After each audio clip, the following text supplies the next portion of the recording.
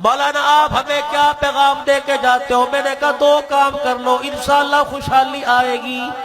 پہلا کام یہ، روزانہ اپنا معمول بنا لو، اپنے گھر کے اندر درود شریف کا ختم کرو روزانہ۔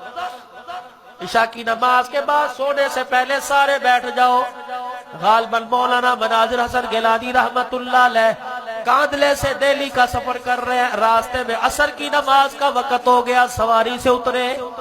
ایک گاؤں ایک بستی کے اندر کوئی موٹروں کا زمانہ نہیں تھا، کنویں ہوا کرتے تھے، ہینڈ پمپ نہیں تھے۔ مولانا فرماتے میں ایک بستی میں اترا عصر کی نماز کے لیے، میں وضو کرنے کے لیے آگے بڑھا، ایک کنویں پہ مجھے پانی تو ملا، رسی ڈول مجھے کوئی نہ ملا، میں بڑا پریشان ہوا۔ چھوٹی چھوٹی بچیاں گڑیوں پٹولوں سے گلی میں کھیل رہی تھی، میں نے ایک بچی کا ہاتھ پکڑا، میں نے کہا بیٹی ذرا گھر سے کوئی رسی کپڑا لے کے آ، گھر سے کوئی ڈول لوٹا لے کے آ۔ کہنے لگی بزرگوں کیا کرو گے؟ میں نے کہا پانی نکال کے وضو کروں گا۔ کہنے لگی بابا کچھ اور تو کام نہیں؟ میں نے کہا نہیں۔ مولانا فرماتے بچی نے میری انگلی پکڑی، کنویں کے قریب لے گئی اور اندر جا کے بسم اللہ پڑھ کے کنویں میں تھوک دیا، اس کا تھوک تہ میں جا کے لگا، پانی ٹھاٹھے مارتا کناروں تک آ گیا۔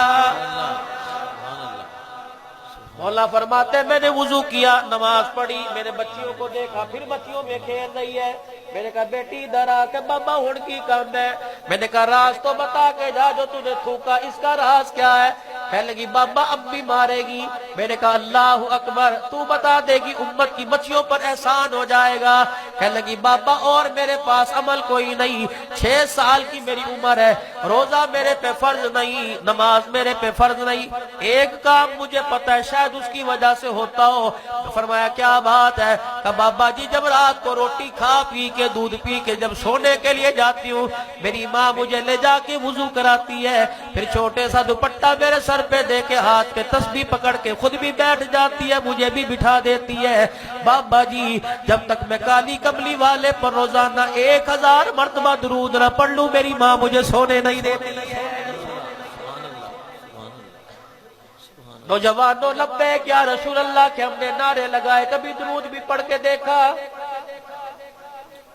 نشان وزیر 4 دن پہلے میں شکر گڑھ میں گیا، یقین جانو اس دروازے سے لبیک یا رسول اللہ لبیک، میں اپنی تقریر بند کر گیا اور سب کہنے لگے کوئی نہیں۔ میں نے کہا میں کوئی لڑنے والا مولوی نہیں، میں پاگل تھوڑی ہوں۔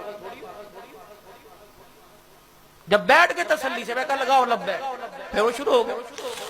لبیک نعرہ منع تھوڑی ہے، لیکن کس کو چڑھانے کے لیے۔ میں نے کہا بیٹے میرے سامنے لگا رہے ہو، کوئی میں گستاخ ہوں؟ کہنے لگے نہیں۔ میں نے کہا میرے چہرے پہ داڑھی کا ہے؟ میں نے کہا گستاخ ہوں؟ کہ نہیں۔ میں نے کہا ٹخنوں سے شلوار اونچی، گستاخ ہوں؟ کہ نہیں۔ سنت کے مطابق کوشش کی کپڑے پہننے کی۔ آدھا گھنٹہ ہو گیا تقریر کرتے وقت، میں نے کوئی گستاخی کی کہ نہیں۔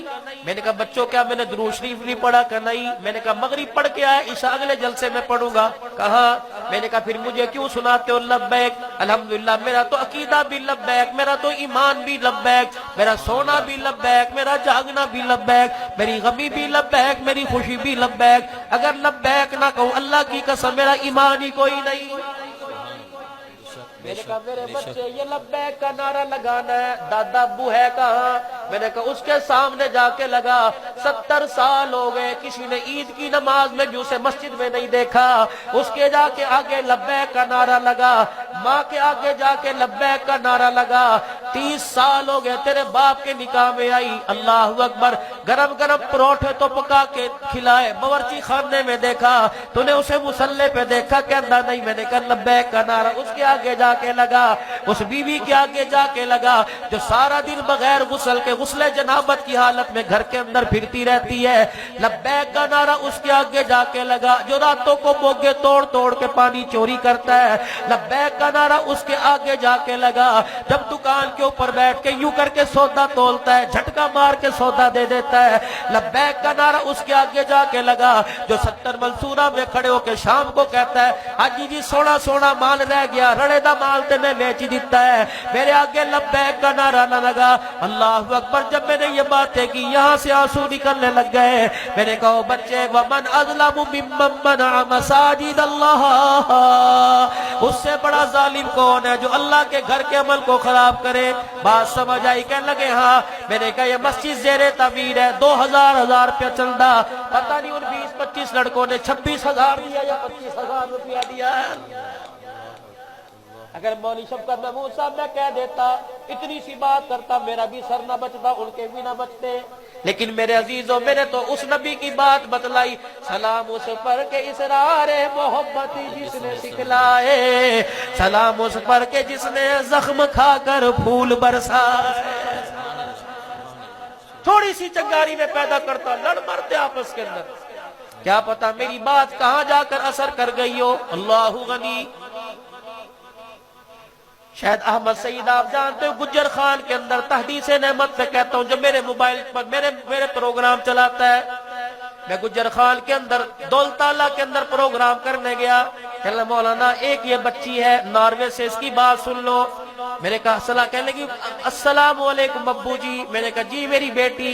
کہ مولوی صاحب تیری تقریر نے دنیا بدل کے رکھ دی، اس وقت ہمارے ہاں 3:45 بج رہے ہیں، اللہ کی قسم میں تہجد پڑھ کے مصلی پہ بیٹھ کے تیرے لیے دعا کر رہی ہوں، میں نے کبھی زندگی میں نماز نہیں پڑھی، تیری تقریر نے مجھے تہجدیں بھی پڑھوا دی ہے۔